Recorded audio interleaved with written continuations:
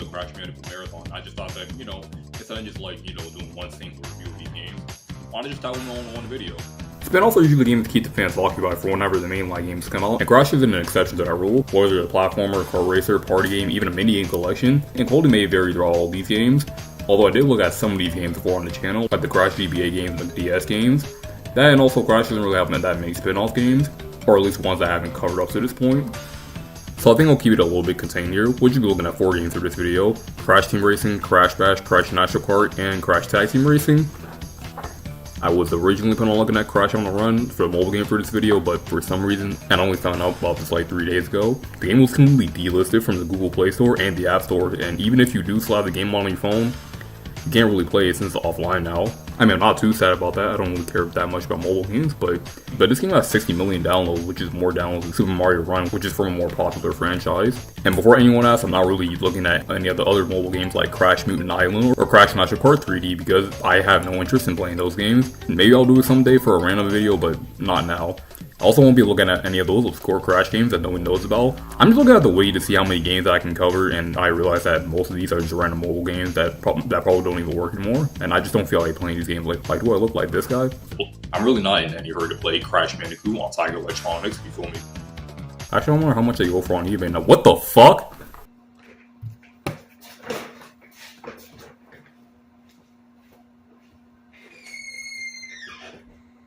Starting off, we've got the first ever Crash spin-off game, Crash Team Racing, and the last game in the Crash series to be made by Naughty Dog. So Universal owned the rights to Crash Bandicoot, and Naughty Dog only created the IP. They made a deal to only make 3 games, but the thing is, Crash Team Racing was originally that 3rd game in the series, but decided to make the true 3rd game in the series, Crash Bandicoot War. I know most non-Crash Bandicoot fans will just look at this game and just write it off as a Mario Kart clone just because of car racer, and honestly that type of mentality just kind of pisses me off. Like, if anything, it's a Diddy Kong Racing clone. I mean, I haven't played Diddy Kong Racing, but if you look at both games side to side, you can tell that it takes more inspiration from DKR than does Mario Kart. And that also includes a story mode too. A story mode in a genre that usually doesn't have a story mode can get a little bit repetitive, since in fighting games, you'll just fight people over and over again, or in this game's case, racing with other people over and over again. But before we get into all that, let's talk about the story first. Nitrous Oxide, an alien from Gasamaxia, who's the fastest racer ever, wants to race someone who's faster than, or else he destroys the planet. That's pretty much it. Fun fact, since Naughty Dog wanted to kill the Crash franchise with this game, they made Nitrous Oxide an intentionally bad character by ironically not only did Crash Team Racing sell just as well as the original trilogy, but Nitrous Oxide would become one of the series' most popular characters. Anyway, Crash Team Racing follows the same formula as any other kart racer at this time: pick a character and race to get first place in 3 laps. What sets this game apart from other kart racers are the drift mechanics. On the bottom left corner screen, there's this drift meter.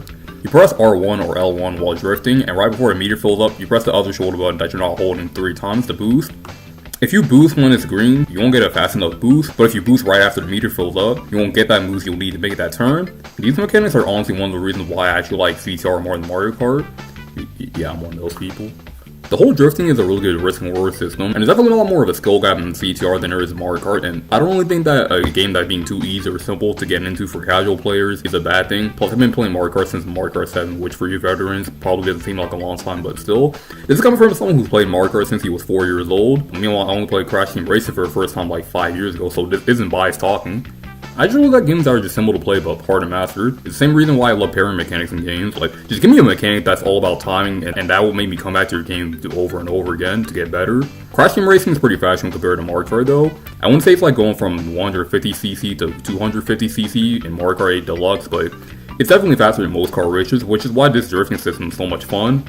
Like, if you know how to time your drifts, then you'll be able to keep the speed going, and it's so exhilarating too, which makes it all the more sad when you bump into something losing all your speed. That or getting hit by a time warp, barrage of missiles, or an invincibility mask. The brake button actually has more use here than it does in Mario Kart 2. Whenever you feel like you're about to ram into a wall while doing a trick, just tap the brake button and then turn into the direction you want to go, and you'll get a power boost and you won't ram yourself into a wall either. And I'm glad this mechanic is just as useful in Nitro Fuel too. While every character has different types of stats depending on handling, speed, and turning, every car in this game controls really well. I feel like the shortcuts that you can take in this game feel like you gotta look around a lot more to find them than in Mario Kart 2. Not only there's the satisfaction of pulling off the shortcut, but there's also a satisfaction of finding them too.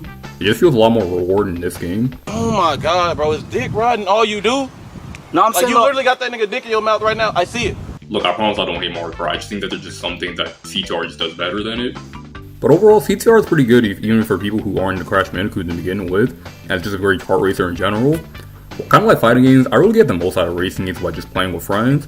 I never really been the type of guy who would just speedrun all the tracks or get the world's best time. It's really all about racing with other people and just fighting about who can reach the finish line first. Let's get back to the adventure mode now. Just like in Diddy Kong Racing, this game has adventure mode. Here you race 4 tracks to get a chance at racing the boss character. You need a total of 4 champion cuts to race the boss character, and you need to beat all the boss characters to race against nitrous oxide. Boss characters are more annoying than difficult because they just spam items over and over again, which makes winning against them feel like more luck based than it does skill. Especially with nitrous oxide, fuck this guy. He's especially annoying because he keeps talking shit saying he's the fastest racer of all time. They keep throwing away items. Like, we got this dude on fraudulent charges. Adventure mode is where you unlock everything from multiplayer, or you can just use cheat code, which is the better option to have other stuff to do. Speaking of cheat codes, you can also unlock Pence's Penguin, you know, that penguin from Dingo Doll's boss fight that I'm sure not a lot of people remember. So also, some of this placeholder audio made it to the game somehow. Penguin Yeguan. Penguin Yeguan. Penguin Yeguan. This game keeps the tradition of having a 100% ending if you collect everything. Well, let's go back in this game, and it honestly makes more sense to have them in this game than it would be in the platforming games because most racing games are just all about going fast. The same to Relics of Lightyear 2, Sapphire going to Platinum, but this time there aren't any special awards getting the Gold or Platinum relics. If you rig all the boxes in a track, you get a 10-second bonus off your time. I love this because if you're just a little bit off from the Gold or Platinum time, that 10-second deduction can really benefit you.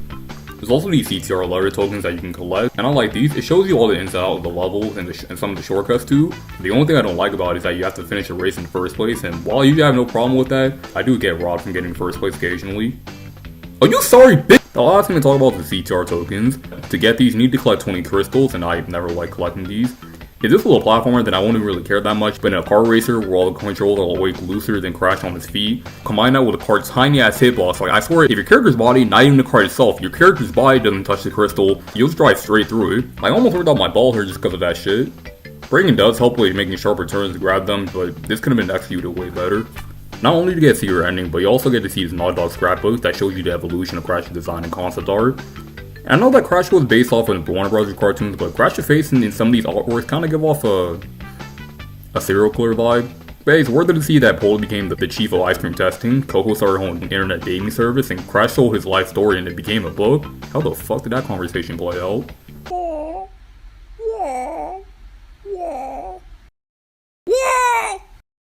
What the fuck are you saying? Naughty Dog kind of took the approach of making more lower quality character models to get the game running better, and to their credit, it does work because the game looks pretty good. It looks like you're playing in the world of Crash Bandicoot, although when you see the lower quality models up close, it looks a little bit weird. The music's still pretty good though. I wouldn't say it's on the level of Crash 2 or Crash 3 soundtracks, but I love things like Polar Pass, and I can never get enough of Rocky Road. So in conclusion, Crash Team Racing is one of the best kart racers that you can play on the PS1, and to be fair, I haven't really played that many kart racers on PS1, but given my experience with the genre in general, this definitely comes highly recommended. But just like the Insane Trilogy, I think the definitive version of Crash Team Racing is Crash Team Racing Nitro Fuel. This is honestly one of my favorite racing games of all time. Insane Trilogy was more of a remaster with just tweaking the graphics and controls, but Nitro Fuel does so much different stuff that makes more of a remake than a remaster. Now you can switch characters in the middle of adventure mode, you can change the driving style for every character, you can switch difficulty, and Aku Aku and Ulu and don't have Lockjaw anymore. This game also has online, which is kinda dead now, but when this game first came out, that was almost how I spent all my time playing this game. Like during this game's release, it was really popping off with all the Grand Prix and new characters and everything. Too bad Spinoffs kinda killed it, because I still think there will still be people playing this game online to this day. The game also looks and sounds great. Sound like the boss characters are intro and the voice actors too. Oh, by the way, the guy who voices Pinstripe in this game, Robbie Damon, also voices Megumi in Jujutsu Kaisen, and I'm not sure what to think about that.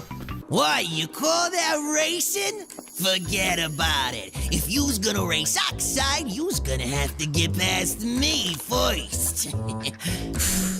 Maybe you took a nighttime stroll. I'm going to punch you. Well, no going home until it's recovered, okay? I'm seriously going to punch him. Wait, isn't there also a character named Megumi in this game? But yeah, Nitro Fuel was a great remake that adds a lot of bells and whistles to make an already great game even better. But now we're going to be looking at Crash Bash, the first game that wasn't developed by Naughty Dog, and the last Crash game on the PS1. This game has one of the weirdest start intros I've ever seen for a video game.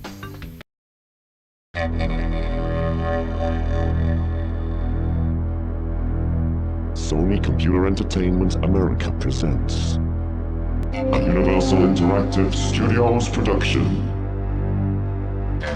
Developed by Eurocom Entertainment Software. Crash Bash! And Anyway, this is a party game which actually released about a week before Sonic Shuffle, and it was most likely made to capitalize on Mario Party's popularity. Universal probably thought that, hey, Crash Team Racing did better than Mario Kart 64, let's just do the same thing with Mario Party. Whether that idea worked, I'll let you decide. But weirdly enough, Crash Bash is the only Crash PS1 game that didn't get a re-release on the PS3 store. I think a copy of Crash Bash cost a lot to begin with, but let's look at the game first. Just like Crash Team Racing, this game has an adventure mode with a story to complement it. Aku Aku and Uku Uku are arguing about who's better. Uku Uku tries to sell it by fighting, Aku Aku tells him that he can't. This bickering can go on no longer. We must resolve this once and for all time. For once, feeble brother, I agree with you. We shall settle this argument. Prepare to fight! No, Uka Uka. The ancients would not allow it. The ancients would not allow it. So that was a fucking lie. So instead they pit their teammates against each other and make them go through a bunch of minigames to see who comes out on top. And that's pretty much it. You pick a character and then you just play a bunch of minigames until the final warp room. And then you play more minigames. This game has a really weird character roster. You have the usual characters that you expect like Coco, Crash, Tiny Tiger, Cortex, and Dingo Doll, but there's also some characters like Embryo, Koala Kong, and newcomer, Rillaroo, who hasn't made an appearance in a Crash game until Crash Team Racing Nitro Fueled 19 years later. Let me just say that this game, while not good looking as the original trilogy in CTR, the graphics are still pretty good, by bright and colorful and something you would see out of the Crash world. Character models though have seen better days. I mean, they're not bad, but they kind of look like a bootleg from the original models from the warp. At least it looks better than Wrath of Cortex. And we're off into the first warp room, where we get to play the first 4 minigames. The first one being Crash Ball, which is kind of like Pong, but instead it's coming from all 4 directions. This mode is pretty fun, but this mode can be pretty fun, but can get a little bit crazy sometimes. After that is Polar Panic, where you and other players ride polar bears and try to push each other off the platform, but depth perception can really fuck you over. Because that's one where it looks like I'm close to my opponent, I just boost right in front of them or right behind them.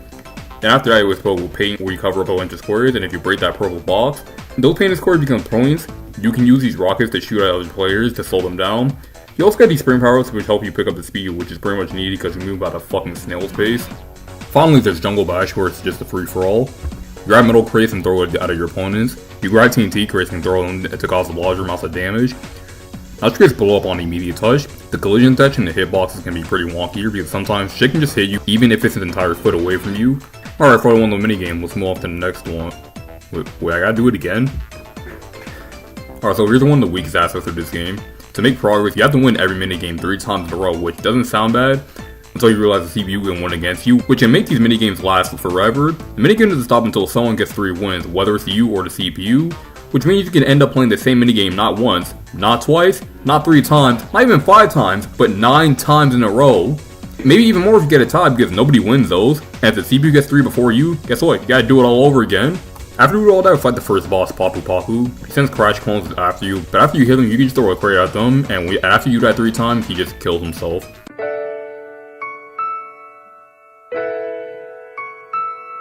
Well, at least it's a better fight than the one in Crash 1. I mean, it wouldn't take a lot to make that fight better, but hey, they tried. We go into the second warp room and we play beach ball, and I'm sure you can figure out what's going on here. After the first warp room, every minigame is just a reskin of the last one, but with some random gimmick. If you didn't like Crash Ball, maybe you'll like it with a magnet mechanic. If you didn't like Polar Panic, maybe you'll like doing it if the platform was tilting. And if you didn't like Pogo Paint, how about doing it in a different location? This is where things are getting repetitive. On top of the fact that you have to play the same minigame 3 times in a row, but you have to play that same minigame with a different coat of paint 3 different times. There's only one new minigame type here, Tank Wars. The one here is called Desert Fox, and you just shoot each other with really slow and clunky controls, and blast attacks just bounce off the wall, which can also hurt you. Then we fight the second boss, but we can't do that until we get the gems and crystals. And how would we get the gems and crystals? We have to replay the same minigame again, but with some kind of bullshit handicap or an unreasonable time limit. So let's just assume that you do everything perfectly, you don't lose any minigames, you don't get any ties, and you get all the crystals and gems first try. You still have to play every minigame at least 5 times, 3 times to get the trophy, 1 for the crystal, and 1 to get the gem. And guess what? That means the minigames that you already don't like playing are even more of a pain to play, and the minigames you actually do kind of like playing will eventually get tiring. Alright, let's just get the boss over with. The second boss is a Bearminator, where you shoot a giant missile into his face after pushing the other polar bears off the stage. Third warp room, and oh look, it's the same minigames from the last warp room, but with a different coat of paint. Embolism just Crash Ball, but with force fields that make it easier for balls to fall into your goal. I spent like 20 minutes trying to get the trophy for this one. Polar Panic is just Polar Panic, but with Uga Uga just giving the other players handicaps and making the stage smaller out of nowhere, which can be fun when we're playing against friends, but it's fucking annoying when just trying to get the trophy and move on. Oh, Pogo Loco is just Pogo Painter with no gimmicks or anything. And Snow Bash is just Jungle Bash, but with ice physics and a ping last minute to everyone, which for some reason the mentally incapacitated CPU just love doing that for some goddamn reason. But there's another miserable minigame in here too, Crash Dash, where you ride small gold cars and do 3 laps around the arena, and it controls like shit.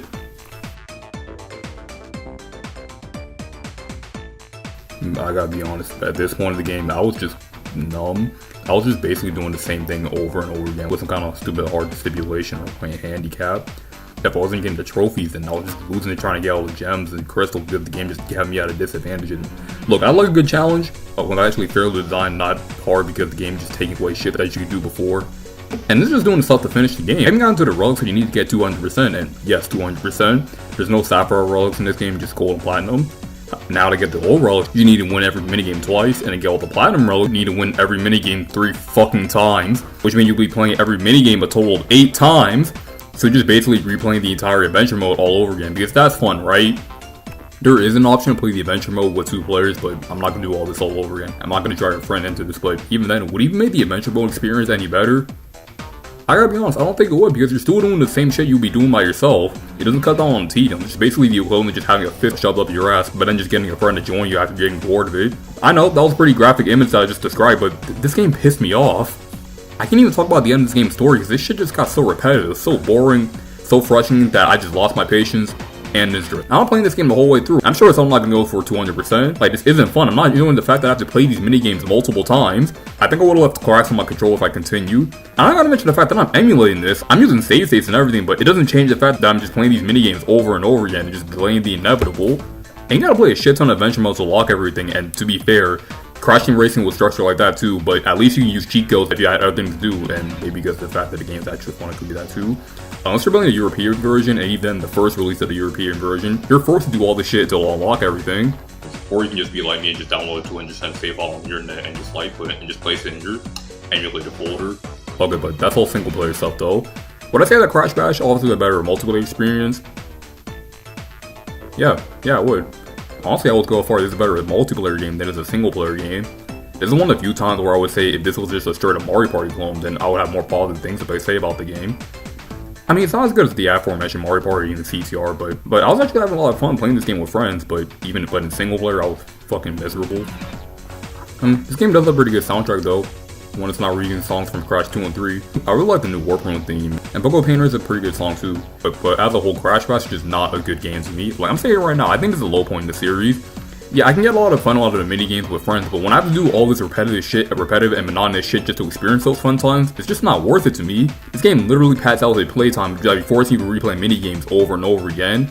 I can really only recommend this game to die-hard Crash fans. Probably doesn't cost a lot of money online, but you're probably better off playing Mario Party. I mean, would I consider this game worse than Boom Bang? I mean, I don't know. Boom Bang just had me bored the entire time, and Crash Bash had me bored and angry. I mean, I haven't beaten either game, so I'll leave that up to you. I mean, I actually wouldn't mind if they went back to this idea at some point, just please don't do this again. Moving on, there's Crash Nitro, which is equal to Crash Team Racing, which came out on the PS2 and GameCube 4 days after Mario Kart Double Dash actually.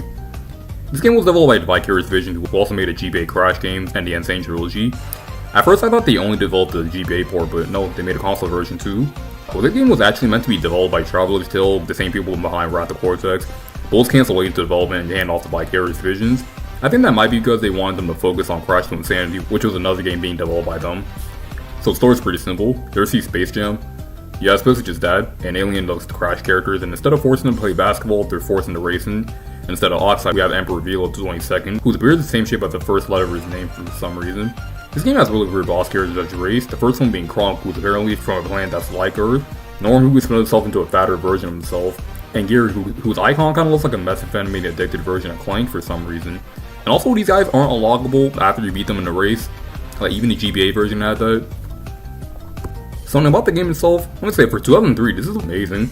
Like, the lighting effects and tracks like Infernal Lighting look fucking majestic. Honestly, next to Insanity, I think this is one of the best looking Crash games on PS2. And the character models, this is such a massive improvement over Wrath of Cortex. Everyone here is really expressive and actually looks better when they're trying to do their own thing instead of trying so hard to make it look like the PS1 games. The only one that looks weird is Cortex. For some reason, this dude looks more sad and old with each passing game. Sounds really good too. The song that plays in the title screen has been stuck in my head for the past week, and how long the electric avenue every time I race on it. The sound design though, is questionable.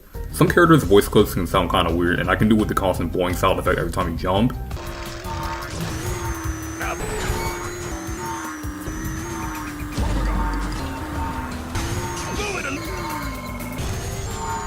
So anyway, Crash Nitro Kart is just more like an updated version of Crash Team Racing, but this game does something pretty cool to separate this game's adventure mode from CTR's adventure mode. Instead of picking one character and being stuck with that character for the rest of the adventure mode, here you get to pick a team, Team Bandicoot and Team Cortex, and in between races, you can switch out for another character who's more suited for that specific track, and I'm glad that Nitro Fuel brought that back.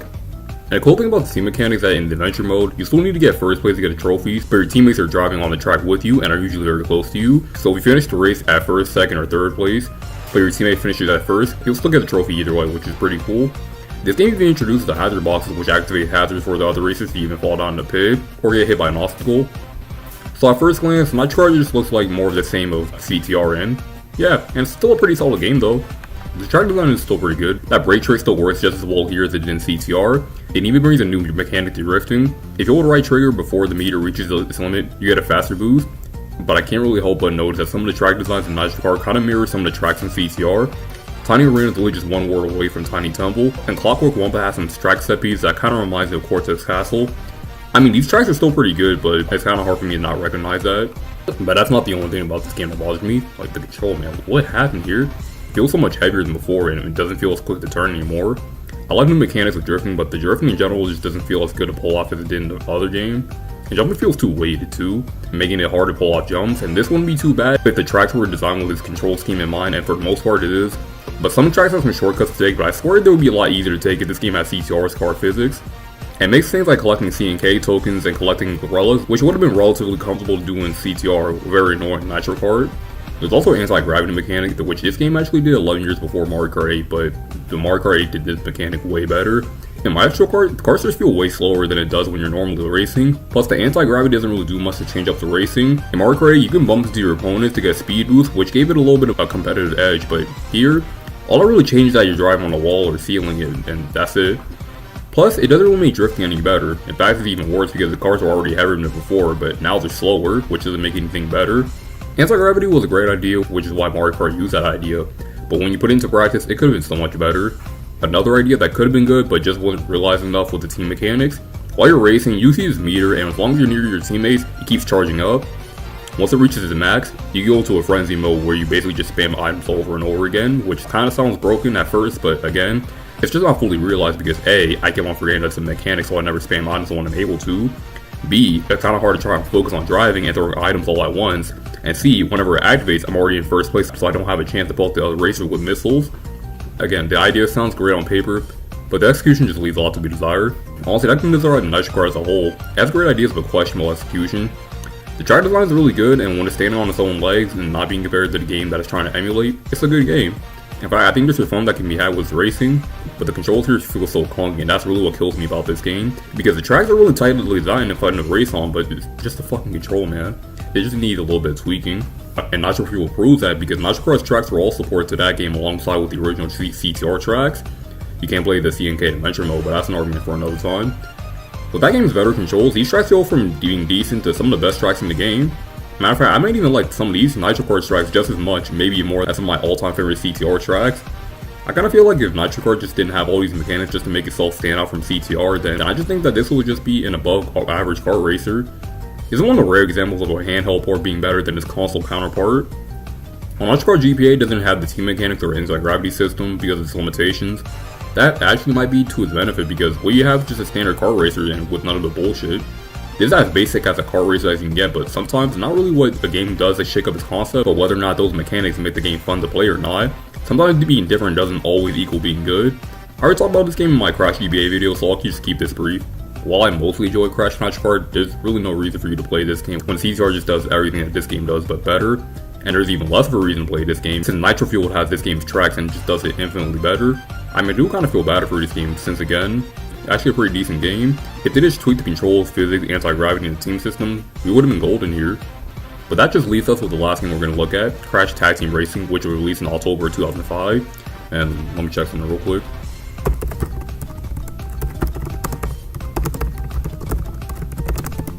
Oh, they beat out Mario Kart DS by a whole month. This was originally going to be called Crash Clash Racing, which was going to be a sequel to Crash Insanity developed by Travelstill once again, but then it was transformed into Crash Tag Team Racing, and the developing world was handed off to Radical Entertainment, who would go on to make Crash of the Titans and Mind Over Mutant before the series' 9-year hiatus. There was also going to be a DS part of this game, but it got cancelled too.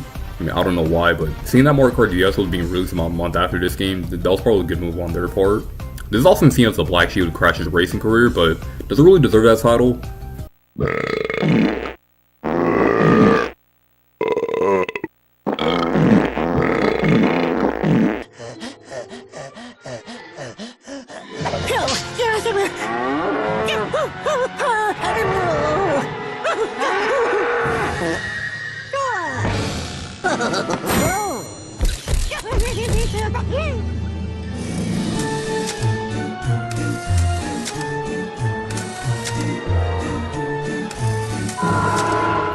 Oh, we're in for some shit.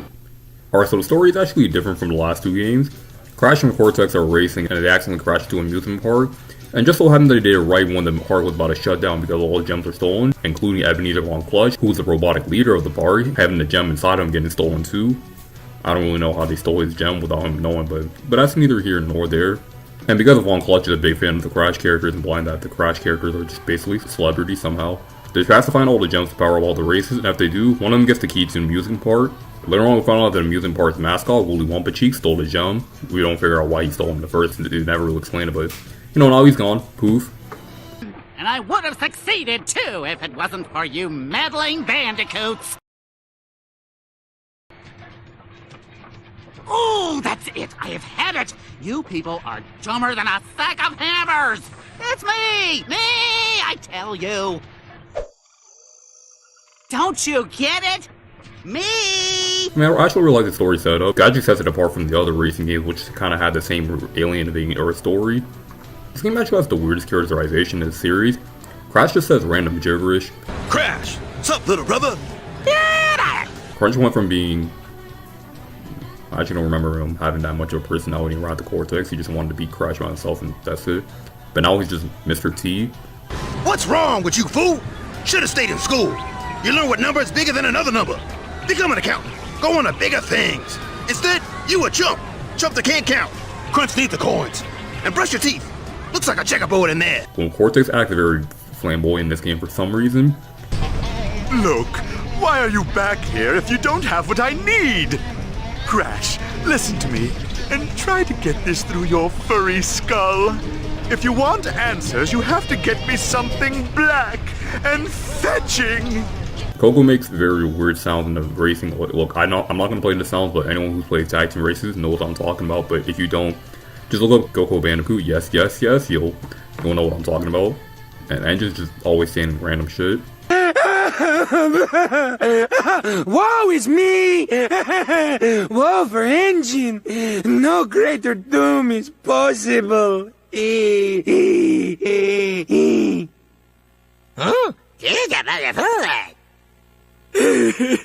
I'm crying because I'm not pretty! Actually, Engine might be my favorite character in this game. Some of the comedic timing and Nolan North's voice just makes it work. I feel like my brain is coming out of my eyes and dripping down my cheeks! I'm so mad! Get me that plutonium if you know what's good for you! But this could be a good way to talk about the tone in tag team. A lot of tag team's jokes are just mostly farting and using Uranus jokes like it's the funniest shit ever. Like Rings of Uranus, Craters on Uranus, Uranus is mine.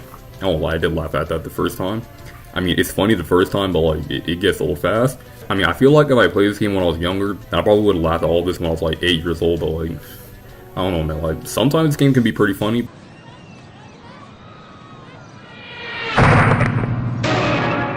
But most of the time, it's alright.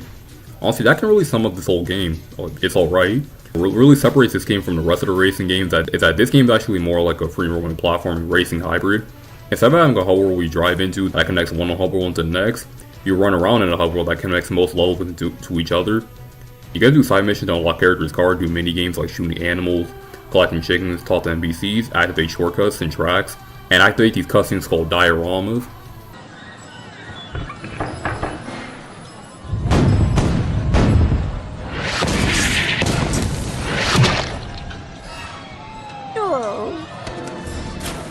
You can also do some platforming, which is honestly pretty bare bones. You have a basic jump and a double jump, which is pretty awkward to use. You don't spin, and that's pretty much it. You can't slide or slide jump. You're basically just crash one crash with a double jump and a body slam. To be honest, I actually had more fun doing all the side stuff in the hub world than the actual racing that this game is named after. This game is actually a lot different when it comes to racing. To start off, power sliding doesn't work the same way it did before. In CTR and Nitro Kart, you just hold on to one trigger to slide and then press the other button to boost. Here you have to tap the brake button and then drift into the other direction, which isn't too bad, but muscle memory fucked me over a lot here. I mean, I got used to it quickly, but why change what wasn't broken in the first place? If you drift for long enough, you fill up your boost gauge, and if you fill up to the max, you can do this power boost. Now, how items work in this game are a little bit weird. In most car racers, when you pick up an item, you go through a roulette rule before you get the item. Here, you just have the item, taking out the randomness factor of it all. Even then, only two of them matter, the blue shell type item and the boost item. All the other items aren't that helpful because they're close to range weapons, which normally isn't too bad, but Tag Team Racing has health bars with their cars, and it takes a while for the effect to take place. Tag Team Racing's main mechanic is fusing your car into another racer's car. By pressing the triangle button, this goes from Crash Team Racing to Mario Kart Double Dash. One player takes control of the turns and the other player drives the car. And this mechanic completely destroys all the challenges and breaks the entire game in half. Especially if you're paired up with Engine or Nina Cortex, because they have one-hit KO weapons. So you can just sit by and let the CPU rack up the KO points, and you can just remove yourself from them right before you reach the finish line. I feel like the biggest problem with Tag Team Racing is that the fact that it kind of removes the whole skill gap. Like, the biggest appeal with Crash Team Racing, to me at least, was that it's easy to get into, but its drifting mechanics is what made you come back to the game to get better at it. Here, if you just clash with one character and just rack up all the points, what's the point of getting better at the game when there's just the automatic I win button? I mean, it's fun in the first couple of races, but after the second roll of races, it kind of gets boring just clashing with one character and just winning. It's sad when I have more fun doing all the stuff that isn't racing more than the actual racing in a racing game. But the game still looks good, the FMV animations are really pretty looking, but even the in-game graphics still look pretty good. Crash looks a little bit weird with its over-exaggerated eyes and teeth. The soundtrack was composed by Spiral Melt like Twinsanity, and I don't think it's as good as Twinsanity, but I still think it's alright, but overall, Crash Tag Team Racing is just alright. Not bad, not good, but just a simple meh. So that really covers it for most of the spin-off games. I know there's some that I didn't talk about, but I don't want to say that for a future video. And while I didn't really like Crash Bash all that much, and Tag Team Racing tried something new and failed, but at least the original Crash Team Racing still holds up 25 years and has a remake that's just as good, maybe even better. And honestly, even though it's just a lesser version of CTR, Nitro Kart is still a pretty decent game. Now, will I ever get to Crash of Titans or Mind of the Mutants? Yeah, I will, but I still have some other games in the series that I haven't looked at yet, like Twinsanity. But I'll get to those games someday. I don't know what games I'll look at after I finish the Dragon Ball Marathon, but I'm sure I'll think of something. But that's gonna be a wrap for the Crash Bandicoot Marathon. And like I said, it was actually really fun because, like, I found new appreciation for the first game. I had a blast playing through the second and third game. I had a lot of fun playing through Crash Team Racing and even Crash Nitro Kart. And honestly, I'm kind of surprised I didn't get burned out by the end of this marathon. Now, I'll rank all these games from worst to best, bottom to top. I would say Crash Bash is at the very bottom because this game literally forces you to play mini games over and over again just to progress. This is easily one of the worst single player experiences I've ever had. And the game gets better with friends around, and that's only if they're already Crash fans. Tag Team Racing, because while the mini games are fun and I like the ideas that this game brings in concept, it kind of falls flat on space and execution. And I can really say the same thing about Nitro Kart, but I'll put it above Tag Team just because it just falls what CTR did. Next we got the game that started it all, the original Crash Bandicoot. I like this game a lot more than I used to because of how good the platforming is, but it's bogged down by data design and lack of a save system. Crash 2 because of how much it improves from the first game, how streamlined it is, and how great the levels are designed, but fuck that backtracking. If it wasn't for because of that, this would probably be second or maybe even first. In second place we got Crash Team Racing because it's tough but fair challenge, the easy to learn but hard to master gameplay, and because it's just a fun racing game in general. And at the top, surprises nobody, Crash 3, just because it takes everything that worked about the first two games and just removes all the shit that didn't, and just made it even better. That's all I gotta say here. I want to thank you all for sticking around to the end of this marathon and just being patient while I get all these videos out. But with all that being said, thank you guys for watching, and I'll see you all next time. Peace.